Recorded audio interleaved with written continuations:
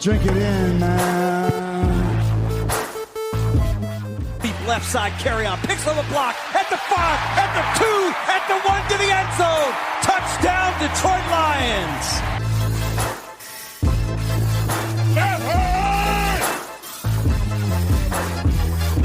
Drink it in, man.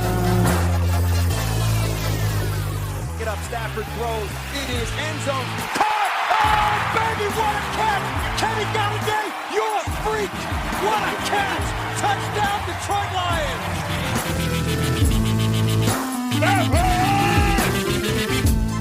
Cornbread! I love the Lions! Say it with me! I love the Lions! Drink it in, man. Detroit Koolaid drinkers, it is Friday. Everybody's favorite day of the week here on the Detroit Koolaid Cast. It's gonna be a special show. I knock out 3 Lions podcasts a week. We've got the 2 Koolaid Casts on Wednesdays and Fridays. You can also find my other show, Believe, BLEAV, and Lions on the Believe Podcasting Network. We're talking all things Lions. I've been talking rookies, draft, jersey numbers, trades, everything. Today, we're gonna talk some Detroit Lions, some fantasy football with a guy that knows a lot about both, or at least he thinks he does. That's my buddy Choppy Chop. Chops, you're back on the Koolaid Cast. How you doing this week? Great to have you. Hey, Oak. Happy to be here, buddy. And, of course, I got to talk fantasy, man. I'm glad you invited me to the fantasy cast because somebody's got to come on here and talk some fantasy that actually knows what the heck they're talking about. So I'm here to bring some balance to your crazy perspective. Oh man, I thought you might say that, and so I kind of had a sound bit queued up for just that retort there that I knew you'd bring the thing. So here you go.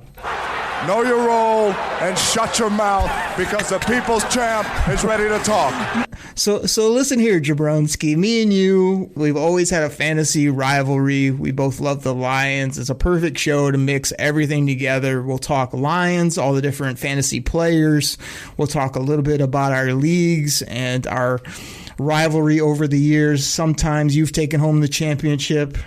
Other years, I've been at the top of the mountain. At times, you've beat me up for being at the bottom of the mountain. There's a lot to get into. We're going to throw in some hot takes, too, about players you should be watching. I mean, I think a lot of people out there, even if they don't want to admit it, man, fantasy football is about as close as you can get to being a general manager. None of us will probably ever sit in Brad Holmes' seat, but this is as close as we can get, and there's no reason not to have fun with it, man. Mix it into your schedule. It doesn't take a ton of time, and it's very competitive and fun if you get in the right league. So I'm fired up to talk about it. We're going to have some arguments and some hot takes and some fun info for the people today. Yeah, absolutely. It's a good day to be in fantasy land, and especially if you're in these dynasty leagues, everybody's kind of sleeping, but hey, the season's right around the corner, man. I think we're recording here late in the week, a little under 100 days, man, before the NFL season kicks off. So that's incredible. Ooh. Chops, you got an empty glass over there on that side of the microphone? I filled it up, baby. Filled it up. Drink it in, man. Drink that Detroit Kool-Aid, everybody, and let's just dive right into it. We're not going to start off telling you about our fantasy leagues or getting into a big argument. I want to get Chops' opinion on this guy. His name is T.J. Hockenson. Now, this guy blew up last year. He was taken highly in the draft. Tight end is kind of that... Gosh, it's that hot button subject when it comes to fantasy football. Do you take one early? Do you wait? There's a lot of interesting tight ends in the league now, but they also don't usually perform like those high-end wide receivers or running backs. So, Chops, I mean, the site that I'm using here today is kind of like a half-point league. They got Hockenson at number 4 overall at the tight end position. They got him at 70 catches for about 750 and 5 touchdowns. I mean, what do you think about that ranking, those projections, and the player overall? So I like the ranking. I think the ranking is right on. I got him as my number 4. I mean, of course, when you're talking tight ends, you're talking Kelsey, you're talking Kittle, you're talking Waller. I got Hockenson right there. I got him above Mark Andrews. I think he's had some good years, but I think his time is done. And TJ is the man to round out the top 4. And I think those stats are a little light, man. I'm looking at him. I'm looking around 79 receptions, probably maybe 825 in yardage. And I'm thinking he's going to be Goff's go-to guy in the red zone, man. I'm looking at 8 to 9 touchdowns out of the guy. I like that you were at 79 catches. Like, how did you come to that 79, my friend? I'm very curious. Well, it's a very, very complicated formula. I don't want to hurt your head, so just roll with it. And when he hits it this year, you just mark the podcast. All right. So again, I enjoy pulling back the curtain here on the show, as well as laughing, as well as we talk football. So me and Chops got in a big argument this week about we do a 32 team fantasy league. It's based on the NFL. Again, it's close you can get to a general manager. And like, this is the first year where I've used a tool that like kind of shows you where you rank and helps project some people, all this kind of stuff, right? So as I'm going through it, I noticed that Chops, who's the GM of the Atlanta Falcons in this league, is like, what I tell you, 16th, 18th, somewhere in that middle to lower rung. And I'm like, oh, I got to tell Chops where he's at. He's going to hate this. And so I tell you, and like, you hated it. How'd they come up with this? I can't believe it. And then, of course, you bugged me to where am I at? Again, the GM of the Detroit Lions. I wasn't going to say anything. I wasn't going to boast. But yeah, it's number 4. And of course, when Chops hears that, oh, this algorithm's the worst. They don't know what they're talking about. I got it all figured out. Oh my gosh, makes me laugh. I don't know what's funnier, that or that you came up with 79 catches for 822 yards and 6.78 touchdowns for TJ Hawkinson for the Detroit Lions. Yeah, hey, oh, look, man, I just pulled up this random algorithm here, and it told me that in RSO, on our amazing podcast sponsors, that your team is going to finish 22nd. I'm not going to give you any data to back it up, but just trust me, I put in this algorithm, that's what it said. Oh, it had, of course, me finishing top 2. Just go with it and roll with it. Yeah, okay. Dude, listen, you come at me, and first of all, you're like, oh, hey, I found this this fantasy cast spin thing, and it tells me your team's gonna be 17th. Haha, you suck. Well, yeah, okay, buddy. Like, send me the site. Let me look at it. I'll tell you why it's wrong. I'll give you the history. I'll give you the data, and we'll see how it goes. And I'd also like to point out that if you want to bring these kind of things up, that's cool, but you got to put your money where your mouth is, and you're not willing to put a bet on this fantasy cast that you found. So I'm all about it. Put your money down. I'll give you 10-1 odds, and we'll see who finishes closer to what their ranking is or who finishes better. All right, Chops, there's so much to get into there. We got to get back to Lions players, but first of all, I'm not a betting degenerate. I wasn't rubbing in your face. I literally said, hey, I do you want to know where you rank? You know, he could have said no. You could have, not wanted the info. And like I said, you're middle of the pack. I think that wasn't too bad for the Atlanta Falcons, the team GM'd by you. I wasn't even going to bring up where I ranked, but you badgered me, so I had to tell you. I mean, I've totally rehauled the Detroit Lions since 2018 when I took over for them. I think I'm doing about as good of a job as Mr. Brad Holmes is, which is tremendous. But all that aside, I mean, unless we can get a sponsor for one of these betting sites that you're talking about here, I mean, there's no reason. I was just literally giving you information. I thought you'd find it interesting, of course, because it didn't have you in the top like it had me. You called it null and void, but that's okay. I mean, I'm going to go with your projection for TJ Hawkinson. I hope that he exceeds the numbers that I found on the other websites that are, do this for a living.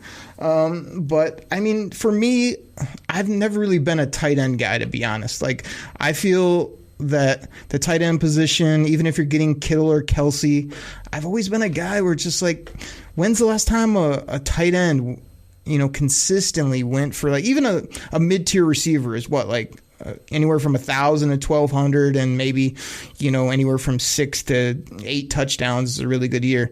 You get like 5 or 6 touchdowns and 800-900 yards. You're a Pro Bowl tight end. So those numbers are hard to come by, in my opinion. So I could see Hawkinson taking a step back, but I still love him as a player. I think he's going to be really good. Number 4 overall is a big time rating, in my opinion. So I'm curious to see what the guy does this year. I'm kind of debating if I think he's going to just take a step back or blow up even more. I really don't know at this point. I know that's not a good take, but that's kind of where I'm at with him. I'm unsure what his ceiling is, or if teams are going to load up on him. I really don't know. I think for me, the overall factor is the lack of wide receiver depth that the Lions have. So Goff is notorious for liking his tight ends. And I mean, let's be honest, right now, TJ is our best pass catcher. I like some of our deep threats, but I think TJ comes in, and I think his numbers are actually going to be better than last year because of the lack of talent around him taking away those quality catches. Now, I like to do this on the show before we move to we'll talk about DeAndre Swizzle next. But before we move on, I kind of like to sum things up in a couple sound bites. So in your eyes and hopefully in mine, TJ Hawkinson. Woo! Chops by midway of the fantasy football season with most of his teams.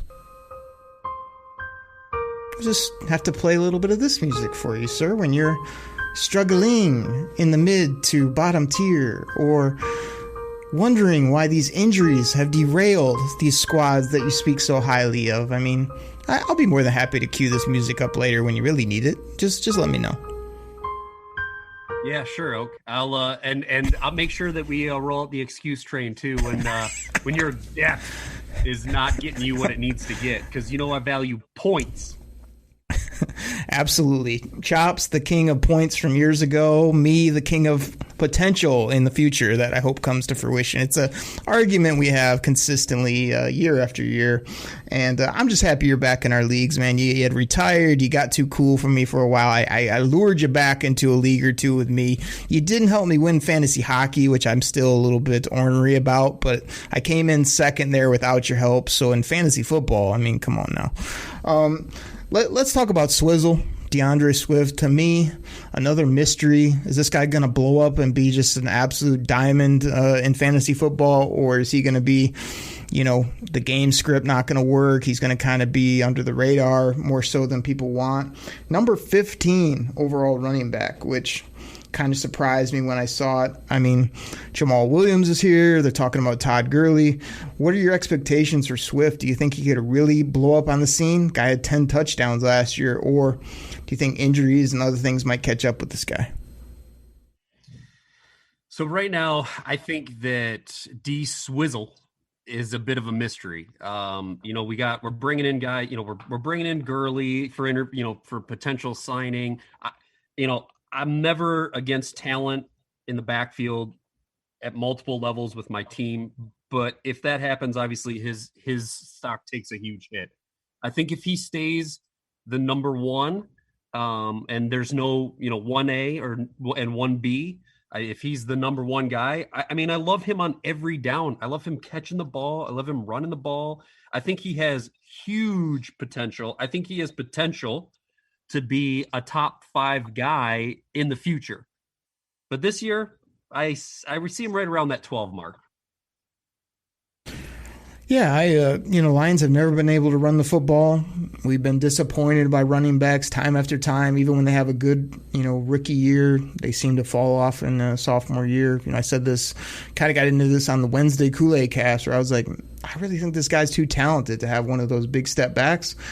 You can say he's had leg issues, got concussion issues. Like, it's the NFL, man. To me, injuries are very random and get hurt. I know you're much more cautious than me when it comes to that. We get in that argument a lot too. It's just like, if a guy's hurt, you're kind of you've been known to maybe put them off your board. Whereas for me, it's like, if the guy's been hurt for a couple years, I'm more so like, hey, it's going to even out, where now it's time for him to be healthy and be rolling, be a great value. So that's an always ongoing argument as well. To me, where Swift would be the biggest help in fantasy this year is if they throw it to him. I mean, I don't see him being this big running back up the middle or a guy you're going to hand it to 15 times a game. I see, 10 to 12 touches in the run and pass game, try to get some explosives, try to get him in the end zone like he did last year, which was really nice help to fantasy owners.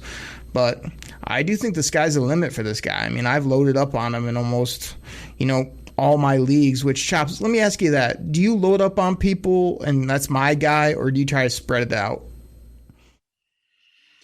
It kind of depends on the league. If you're talking dynasty and it's long term, I try to keep some of those consistent, but it's really tough. The worst feeling in the world is when you have a guy on your squad and he blows up and it wins you a week, but it loses you a week in another league. Right. Just to, it's like bittersweet. So I try to pair them up. Especially I have my hot targets for the year that I think are either sleepers or people are kind of undervaluing that I try to clasp onto. But back to D Swizzle, I absolutely agree, man. If we can get this guy in the top 3 for receptions for running backs, the sky is the absolute limit for him. I can see him with 3-4 receiving touchdowns and breaking that 500-yard mark for kind of getting into that tier of McCaffrey and Kamara when it comes to those catches, even a little bit of Eckler. I really think that we are, if he is held back, it's because we held him back. Yeah, I think the 10 touchdowns will be tough to replicate, but there's been rumor and innuendo about him catching 60, 70, 80 passes. I mean, that would be huge. There probably will be games where there's going to be lots of little passes, dump-offs and stuff to be had. So I just really hope he gets used at his highest level. I was always sick of these coaches where let's put the rookies third on the depth chart. Let's ease them in. Dude, this guy always looked like he belonged. He looks explosive. He can make these cuts on a dime. Get him against linebackers. Like, make him a dynamic football player and use him at the best of his ability, and also be smart so he doesn't get cracked all the time. You can get the ball to people and not just run him right into the middle of the defense type of thing. So I'm really high on him. I think that, in my opinion, you said Hawkinson's the best pass catcher. I think Swift's kind of the best offensive player, just based on his skill set, his talent, his age, everything where he's at. So I'm real high. I may have a 32 jersey before it's all said and done. I love this kid on and off the field. Hey, and the other thing, don't take for granted, Oak, our O-line. I mean, we loaded up on the O-line again. People are saying we potentially have we could have one of the best O-lines in the NFC. I mean, that obviously only makes the world easier for D Swizzle. It's a great point by you. When you're picking running backs, do you look at how they catch it and what their guys up front are like, or are you just looking for talent? Oh, I'm looking at everything. I'm looking at what these guys' pregame meal is. I'm looking at everything. I'm looking at when was the last time this guy stepped on a nail and got a fractured pinky. I mean, everything. Everything is in play when it comes to me. Yes, guys have talent, but guess what? I've seen college talent equal nothing in the NFL. So yeah, man, I'm all over the intangibles. Who's on their line? Who's throwing on the ball? Who's their slot guy who could be taking catches from them? All that stuff. You gotta look at it. I was going to say I'd call BS on that, but I won't really, because since I got you back in this 32-team league, there's nobody that works the trade phones harder than Choppy Chops. I mean, I swear to goodness, this guy has 8 deals going at all times of the day. He's trying to swindle you out of extra late-round picks. He's trying to get all these other players. I mean, mad respect, because the way that I work trades in these leagues is people come to me and ask about somebody. I usually can get a deal done in 5 to 10 minutes. And if I can't, then we can't do business type of thing. So mad respect on the hard work you put in. I bet you do have all these little nuances you look at. I literally just, draft incredibly, roll out great teams, and then let the results speak for themselves. It's kind of my approach to things. Yeah, I may or may not have a staff that follow around some of my key fantasy players to see what's going on in their personal lives, but allegedly. And again, I might as well get in front of it because I know it's going to come up multiple times if I don't say it off the top. Chops, back in the day, I let him in one of my home keeper leagues, much smaller league than the big 32-team we're in now. And, I mean, he won a couple championships. He still holds that up today. The funny part is he left the league right when my team was getting good, and then I racked up a couple titles, which he never saw. So he acts like I never won anything. I just haven't won it when you've been there. And when I have been there, yes. You won, and we're both trying to get to the top of the mountain. with our respective teams and realitysportsonline.com. Chops, before we get to them and our great sponsors here on the show, I want to talk about Jared Goff, a guy that you have just been over the moon about. You like everything about this guy. He's getting mad disrespected. Number 27 overall fantasy quarterback. They got him at 4,300 yards, 23 TDs, and 15 picks. I mean, he should be able to roll out of bed and get 20 to 30 plus touchdowns in today's game. They got him at 23 and turning it over 15 times in the air. Come on now. Yeah, that's absolutely disgusting, man. It sickens me, the disrespect that Jared Goff is getting right now. 25. I mean, come on. He's easily 50. He's 16. I got him at 16. But that is ridiculous. I mean, anybody who ranks Ben Roethlisberger over Jared Goff can just go fly a kite. You have Jared Goff as the 16th overall fantasy quarterback, huh? Yeah, 16. Drink it in, man. I like it. I think I went on a rant earlier where I said, hey, man, can this guy not be in the top 20? Can we not get him around 15? Can he not be anywhere from 12 to 14 if all things go well? I mean, even if all things go horribly. Dude's not 27th overall. I mean, what do they got? Backups and they got rookies ahead of this guy? Come on, man. Number 1 overall pick. He's going to be wide open in some of these games, throwing it, making plays. I mean, I think the yards will be there. I think he's not going to turn the football over as much. I'm here to tell you, like, will he have anywhere from, 25 to 35 touchdowns? Probably in that range, but I just don't see the turnovers. I see the yards up, and I see maybe outperforming where people have him as far as TDs. Yeah, yep, I agree. I've got him at 29 touchdowns, and man, I almost want to say single digits in interceptions, but people will just laugh at me. So I'll say 10.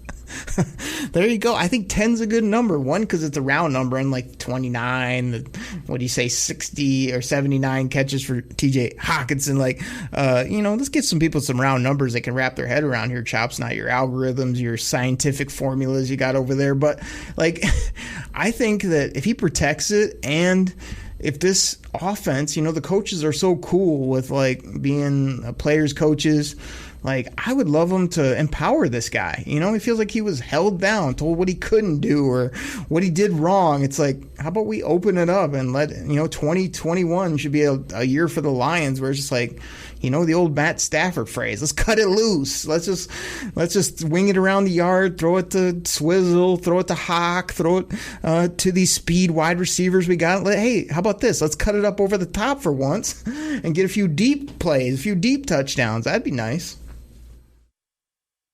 Yep, absolutely. And this guy can sling it. Former number 1 pick. I just pulled the list up here, and it makes me so angry. I'm looking at some of these guys that are listed ahead of him on the rankings. I mean, Jalen Hurts. What? Exactly. I mean, Trevor Lawrence. We don't know what he's going to be on the pro level, and he's in Jacksonville, by the way. I mean, you got I'll call him Roethlisberger because this is a family show. I mean, that guy, I don't even know if he does both his legs still even work. I mean, he is definitely going to come here. And again, 2 things that I'm really looking at with this guy, the chip on the shoulder, he's somewhere where he wants to be and they want him, right? So he's got that chip. He's got that swag. He's going to come in. They're going to let him do his thing. And again, the O-line. He's going to be protected. He's going to be upright. He's going to have time to throw the ball, and he's going to have time to use that number 1 overall pick brain and arm. I like it. I mean, again, making the same point you made earlier, but it cannot be forgotten for Lions fans about this O-line being much better than we've seen the past couple years. And pretty much any NFL quarterback, to me, if you give them time in today's game where nobody can touch anybody and you can just run these crossing routes against linebackers all day, like, I don't know why I wouldn't be dumping a lot of passes off to St. Brown, too, who we'll get to in a bit. So I'm right with you there. You went on a little bit of a rant there. I missed my rant about DeAndre Swift. DeAndre Swift below Cam Akers and Antonio Gibson. I mean, talk about guys that again, they showed up last year, but I don't know why everybody's putting Cam Akers in the Hall of Fame. This guy's had injuries. He's a good talent, don't get me wrong, but I mean, Antonio Gibson barely ever touched the ball as a running back and had a nice rookie year. But I mean, let's calm down about putting him there, and like Swift right between rookie Harris for the Steelers, and then you've got him above J.K. Dobbins in the thing I was looking at. I mean, it's going to be interesting to see how all those type of players shake out, because, I mean, everybody loves the new, fresh running back, but I don't know why Swift can't be that guy either. I mean, what did one publication, Chops, had him out of the top 32? Seriously? That had to be a typo, because, there isn't much more than 12 running backs that I'd rather have over Swift. The guy's like 22 years old. I don't think he's 23 yet. If he is, I mean, that's just premier age, premier talent. So you got your boy Goff. I'll take my guy Swift. Chops, we got to take a break here. I mean, we're going to have some fun on the back part of the show, probably a few more arguments, a few more jabs, a few more cheap shots you're going to take at me and my teams over the time. We'll talk about some of these other guys, the Lions wide receivers, some of the rookies, things like that. So everybody, take a quick listen. Go check out realitysportsonline.com, our other great sponsors. We'll be right back. Detroit Koolaid drinkers, I am fired up. I am excited to tell you about one of our new great sponsors. Now, by now, most of you have probably heard of Reality Sports Online, the powerful fantasy sports platform where owners get to build and manage their fantasy team like a real NFL general manager. But the question is, have you tried it? I mean, it's time to go see what the buzz in the Dynasty fantasy community is all about. Free agency, multi-year contracts, rookie drafts, multi-team trades, franchise tags, contract extensions, first-round rookie options, and so much more. Think it sounds complicated? It's not. The best thing about Reality Sports Online Fantasy Front Office is that it doesn't take any more time than a standard league. It just requires more strategy. Do you think you're among the fantasy elite? Well, this is the platform to test your mettle. Still not sure? You can test your general manager skills for free in a mock free agency auction. So here's what I need all you guys to do. Head over to Reality Sports Online. You'll hear me talk about it on the show and call it RSO. Head over to Reality Sports Online and check them out right now. Detroit Koolaid drinkers, we are back from the break. Now, before we jump into more fantasy, more Lions talk, I mean, I got to make sure you're hydrated here on the show. Drink it in, man. Double-sided cornbread. Cornbread! I got Chops here with me on the back part of the show, and we've been talking fantasy football, getting after each other a little bit, and we hit on some of the main Lions players. So we're going to talk about some other fantasy players, kind of maybe some strategy. I might tell you how bad some of Chops' teams are as we get through this back half of the episode, but some of these players that I want to bundle together, let's bundle their receivers real quick. Tyrell Williams, number 91 overall. 91 receiver was the ranking that I saw. Perriman, the 89th overall receiver. Cephas, 103. I mean, those are some ugly rankings for the Lions receivers. I think Tyrell Williams and Perriman really have something to prove, as well as some nice juice. Perriman has produced when he's been out there. His dad was a baller here. I don't see why he couldn't have a nice year for the Lions. And then I really don't know what Cephas has, but he's really being cast aside, and I'd like to see him be a 3, 4, 5 type receiver that gets some nice looks every game, like we've seen other Lions receivers where, yeah, they might not be a household name, but they end up putting up some decent stats. So what do you think, Chops? Is it just really deep leagues where these guys are available because Tyrell is basically the number one right now for the Lions? Does that add value for you? Where you at with these guys? Yeah, I mean, 100 is a little weak for that bundle grouping for me. I mean, I'm looking at Tyrell probably in like 90. I like Perriman right around that like 85 range. But I also like Tyrell's upside. I think that he has, he was off for a year, and I think again he's another one of those put me in and prove it guys. So don't sleep on him as being our legit number one, at least for this year and maybe going forward. And I agree, Cephas has been put a little bit into the background. And part of the reason why I think that's happening is because I'm pretty high on St. Brown. I like this kid. I think he's going to come in. I mean, I don't want to put him in the number 3 slot right away, but before we've even seen a snap. But I like what this kid brings. Yeah, I'm right there with you on that. I think me and you get jaded a little bit too because, we are in these 32-team crazy 53-man. I mean, most people are in like an 8-team office league where they got, 15, 20 roster spots at most. Me and you are like digging deep for talent in some of these leagues. So we're always like, man, Cephas could be a good value. Couldn't Brown could be a ball player where most people, that is totally off their fantasy radar. But TWill is a guy that, gosh, he's been a couple of years ago. He really showed out for the Chargers. People had him as like that new breakout speed type weapon. Then he went to Oakland and, Las Vegas now. And you know what happens to those guys. They either get hurt or fall off the map, and that's exactly what happened to him. So the Lions really seem to like him. They snagged him up quick, so I don't see why he couldn't be productive if he's healthy and he's their main focus. I wouldn't be opposed either to the Lions, adding to this position either with a veteran or, I don't know, Odell Beckham or, a big-time weapon where they come and add a guy. And because this receiver core does need to be bolstered, and even if St. Brown's good, I mean, I just don't know how good. I still think he's kind of that slot, starter depth guy that you want on your football team, but not on your fantasy football team. So it'll be interesting to see how it shakes out. Any other guys, like you brought up the O-line, which I think is kind of a fantasy weapon. Any other guys that we need to talk about on the Lions before we get into some other things here on the show? No one's really ringing too many bells, Oak. I mean, like you said, we're kind of jaded because we're in these big, huge, 53-man roster leagues. So, when we look at guys like Geronimo and Khalif, we're like, oh, yeah, they could put up. Oh, Khalif's going to return some kicks. And then, other people are like, what? I don't even know who that guy is. Why are you even talking about him on a fantasy show? So, Chops, hold on. I got to get a shot in on my buddy Aaron, AB Couch Coach. He comes on the show about once a month. Took Sage Surratt so early. He's now the manager of the Arizona Cardinals. Oh my gosh, I ragged on him so bad. He told me, watch out for Sage Surratt on the Lions. He's going to blow up and I'm going to want to trade for him. I said, I don't know. I don't think so.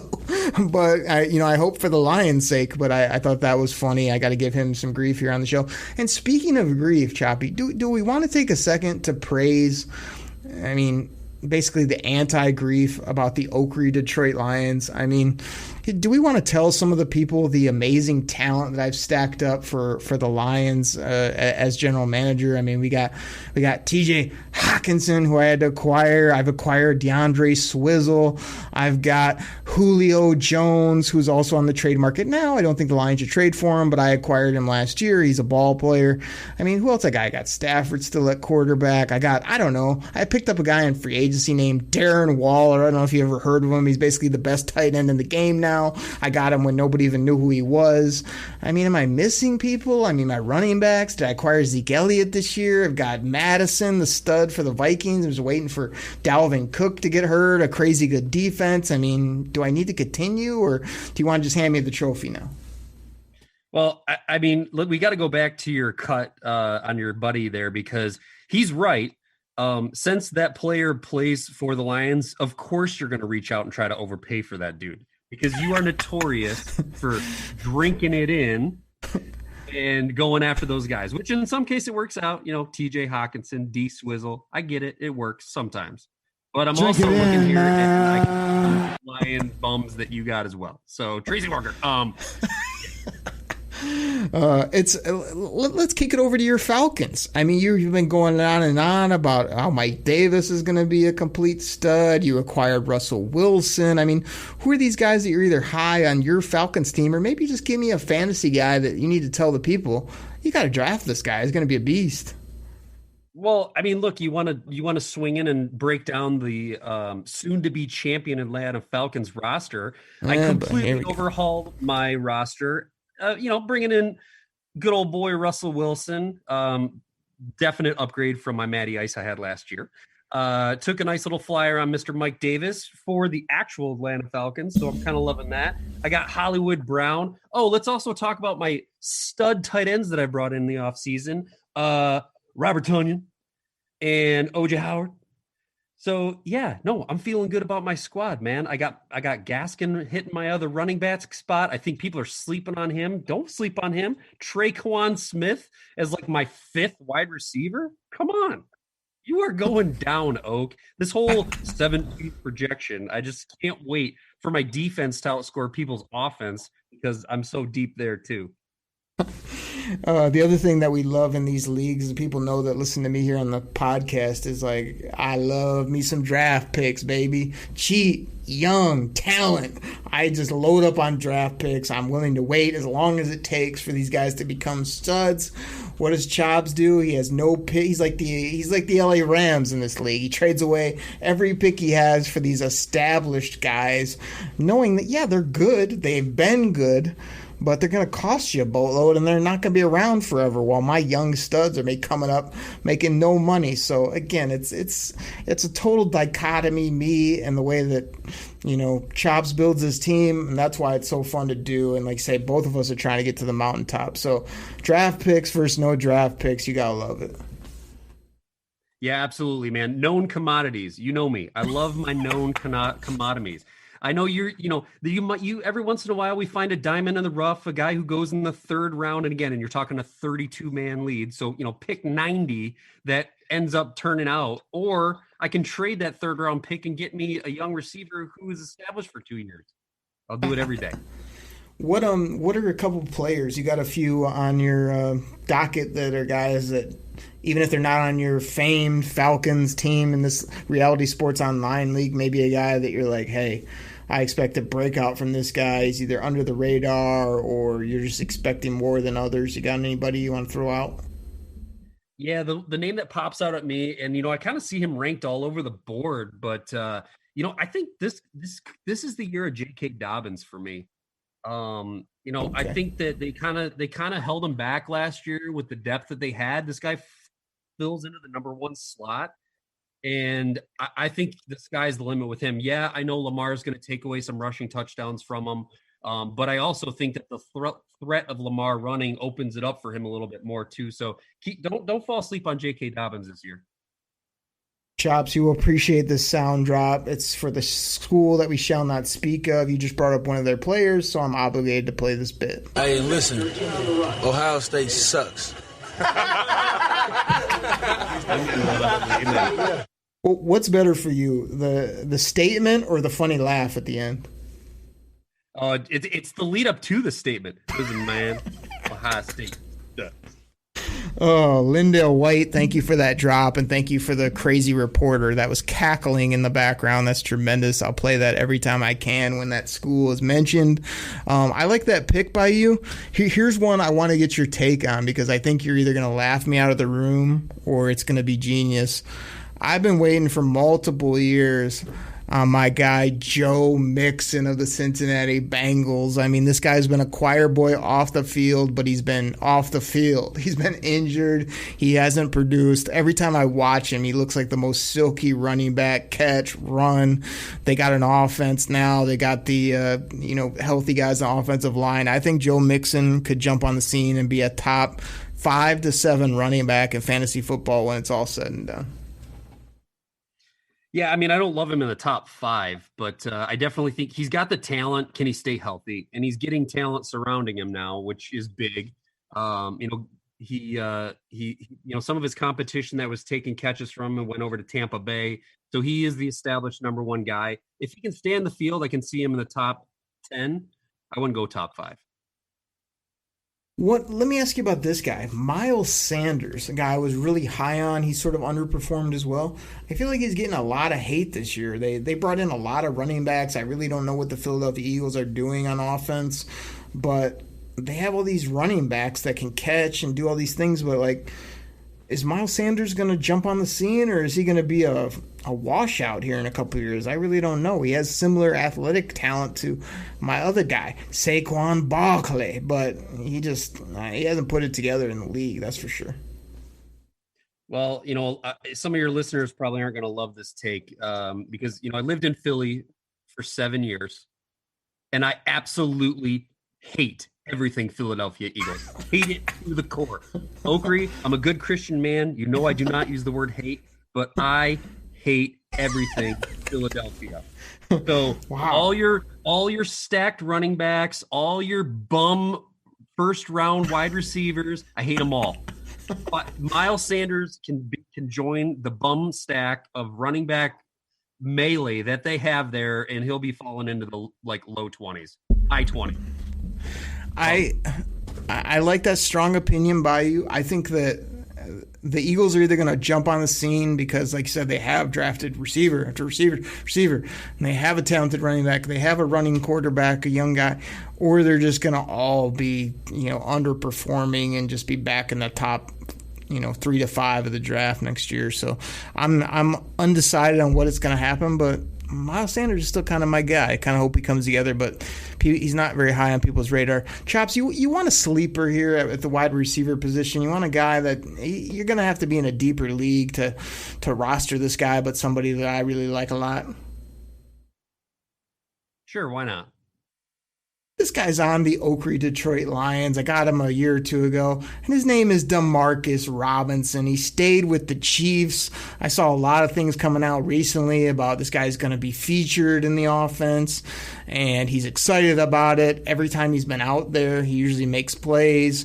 They've moved a few other guys out, and a few guys haven't performed. So I see Demarcus Robinson being a very sneaky player that could jump on the scene for a explosive offense over there in Kansas City. Sign me up. Yeah, he's got a lot of competition for targets. I like the player, don't get me wrong. But when anytime you've got that much talent around you that's competing for you with catches, with your stud tight end, you got Hardman there too. He's got the talent. I just don't know if is there enough to go around for him to become a superstar? Yeah, we'll see. Like, say, could go from a totally off the radar, I think, to like a number 3 type receiver that every week is a weapon, in a deeper league. What about a tight end that's either off the radar or maybe out of that top 7 that you like? Anybody jump to mind? Yeah, you know what? I just traded this guy in my league, and I absolutely blindsided this. I mean, somebody was so high. Here we go. I'm high on him, but I wasn't as high as this guy was willing to give up first round picks for him. Is the tight end in Tennessee, Anthony Firster? I don't know. I'm terrible at names. I think that with some of the departing talent that has left there on the wide receiver side. He's a guy to me that, I mean, I know a lot of places that, I'm finding him in like mid 20 rankings. Man, I can see this guy as a top 15 guy. He's got the talent. He's got the position to actually succeed now. Don't sleep on him. Very interesting. I think I gave you crap about this guy. You started telling me how good he was going to be. I mean, Anthony Firkser to me is Anthony Firkser. He's a guy at the top of a depth chart on a team that has Ryan Tannehill as a quarterback and other guys that I'd rather get the football to. But I mean, he's a meat and potatoes middle. His ceiling is like a middle of the road guy to me. But. I just don't see him jumping on the scene. But like you mentioned, O.J. Howard earlier, a guy that has done nothing in the league and totally underperformed. Like, depending on how they use him, that's a guy I could see that could jump back on the scene as a tight end. But let's do the people a service here on the show. We're talking fantasy football. Are you at least in agreement with me, Chops, that in basically all these office leagues, any 12-team league, any snake draft that you do, you gotta wait on quarterback? I mean, these people that take, Pat Mahomes, Lamar Jackson, I'm seeing Allen go really high in drafts. I mean, you just have to wait. There's basically like 28 to 30 quarterbacks that I can start any given week in a fantasy league, in my opinion. Yeah, QB, in my personal opinion, should never be taken in the top 6 rounds. I mean, look, you guys, people are going to be jumping all over Josh Allen, Patty Mahomes. I've even seen some Kyler Murray love, like in the top 2nd round. What? Dude, Stick with the good old TB12 in the 12th round and let him win your championship. Load in the talent around him and let him do his thing. You've seen how many, you've seen how many teams that I've just waited and I grab a guy like Matty Ice, grab a guy like Tom Brady, grab a guy like somehow Stafford always seems to fall low. Like, yeah. Why are you wasting a top 3 round resource on a quarterback? I never understood that. Never. And here's the reason why. And I can see why rookies and people that, casually play, but that's why I'm here to help those folks and tell you that, yeah, they always look tantalizing because they're the guys that are on the posters, the souvenir cups. They're the guy that when you look at the projected scoring, they're usually towards the top. But the thing is, most leagues start one quarterback. They also, every team has a starter. So if you do the math, let's say you're in a 10-team league. If every team has 2 quarterbacks, there's 12 quarterbacks that are not even taken most times. They're just sitting out there. You can play, random carousel with these guys if you want to. To me, it's tantalizing to take the top guy. I can justify Pat Mahomes if he's slipping to 3, 4, wherever. It may be worth it just because he may throw 50-plus touchdowns. But if it's not him, to me, it's just no matter who's up there, I'm taking wide receivers and running backs. I'm trying to find that sweet spot on the tight end. And then I'm just waiting as long as I can to get a quarterback. And like you said, you're high on Jared Goff. Could you win a fantasy league with Jared Goff if you do the rest of your team right? I think you probably could. Could you win it with, I don't know, this guy, he plays in Cleveland. His name's Baker Mayfield. I think you could. Could you sneak Tom Brady out at the right value, as you mentioned? Yes, you could. So I'm just here to tell everybody, just basically take the QBs off your list so you don't even see them until, Chop said, round 6, 8, 10, whatever it is, the back third of your draft, and then start looking at it and go, wow, there's still 10 guys I like. Okay, now there's 8 guys. Okay, now there's maybe I need to start thinking about one. But if you play your cards right, you should have a loaded up team and then just drop that quarterback in at the end, and that's how you get to the big dance. Hey, Oakrey. Yes. You know what Dan Campbell says about your man love for Baker Mayfield? Uh-oh, what's that? Hewitt. You've had enough of that. Thank you. But here's the thing. Dan Campbell has to say about Jared Goff being ranked as the 25th quarterback in fantasy? I have a little idea. You've had enough of that.